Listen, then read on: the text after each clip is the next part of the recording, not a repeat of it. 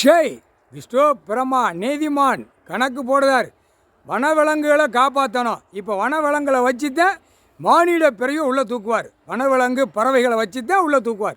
அடுத்தது என்ன நாக்கு சொலையாக இழுத்து நாக்கு சொலை இன்னும் இந்த திரைலோகத்தில் கணக்கு விடுதான். இது ஏன் பார்க்கல, அது ஏன் கேட்கல, கணக்கு விட்டால் கணக்கு அதுக்கு தான் வார்னிங் பண்ணார். உள்ளே வந்து கேட்டால் செய்தியில் போயிடுச்சுன்னா அந்த விலங்கு பறவைகள்லாம் தப்பிக்கும். பாவம் அது எப்படியாச்சும் நான் வழி பண்ணி விடுதம்காரு. அப்போ அத்துமீறி நாங்கள் நீதிமன்றத்தில் நாங்கள் போய் வீட்டிலேருந்து கிளம்பி சர்ச்சு கோட்டார் ஆணு பண்ணோம். நாங்கள் நடத்திய இப்போ இந்த ஒரு சிக்கல் வந்துருச்சு. நாய்க்கு அடுத்தாப்பில் ஒரு சிக்கல் உள்ளே வரும், அடுத்தாப்பில் சிக்கல் வரும், அடுத்த ஒரு சிக்கல் வரும், அடுத்தடுத்து சிக்கல் வரையில் முட்டும் மோதும் அந்த மாதிரி விடுவார். இப்போ உலக நாடு எரிக்கார், தீயால் எரிக்கார், உத்தரத்தாண்ட ஆடிக்கிட்டு இருக்கார். ஆனால் தாய் இந்தியா நாடு முழுவதும் அரசியல்வாதி கொதிச்சே அவன் சாவணும். அவன் உடம்பு கொதிக்கணும், ஈரக்குலை கொதிக்கணும், வாய் 2 கண்ணு, அவன் மூளை கொதிக்கணும், தீய அக்கினியால் கொதித்து அவன் சாகணும். குடும்பமே அப்படித்தான் சாகணும். அப்படிதான் பூமியை பாழாக்கி வச்சுருக்கான். எந்நேரம் பார்த்தாலும் இன்னும் பிளாட் அடிக்கான், எங்கே பார்த்தாலும் பிளாட் ஓடுது. இதே சோழியாடா உங்களுக்கு பிளாட் அடிக்கிறதுக்கான பூமியை கொடுத்துருக்கேன் அப்படின்ட்டார். ஏண்டா வீடு டாக்டராக கெட்டதுக்காக நான் கொடுத்துருக்கேன். ஏண்டா முட்டா பேல மானிட பேகளா இல்லை, நீ ஆடு மாடு கோழி பறவைகளை பூமியில் உயிர் பலியை கொடுத்துருக்க. அதே மாதிரி உயிர் பலியை எடுத்து உயிர் பலியை ஆக்கி உயிர் பலியோடு எங்கே போவார், கடலுக்குள்ளே கொண்டு போவார்.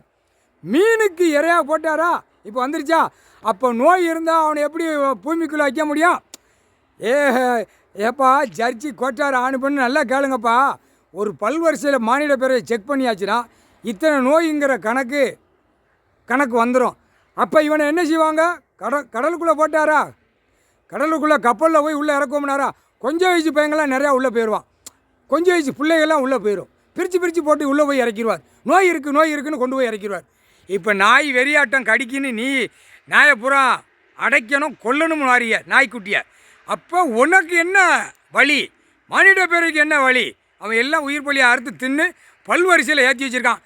கொளுத்து பேர் மோரே பாரு, சிட்டி கிராமத்தில் கிடக்காம ஒரு மோரையில் பாரு. எனத்தை திம்போம், எனத்தை ஆய்வோன்னு ஆலை தான்.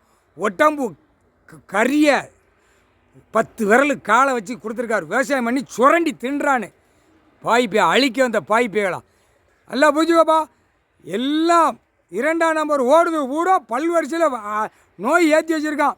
எல்லாம் அங்கங்கே கொஞ்சி குழாயி பூரா பெண்ணுக்கு ஆணுக்கும் அந்த பேப்பரை விட்டு கொஞ்சி குழாயி ஏறி அடித்து ஏறி கொடுத்து அந்த பல்வரிசையில் அவன் நோய் ஏற்றி வச்சுருக்கான்.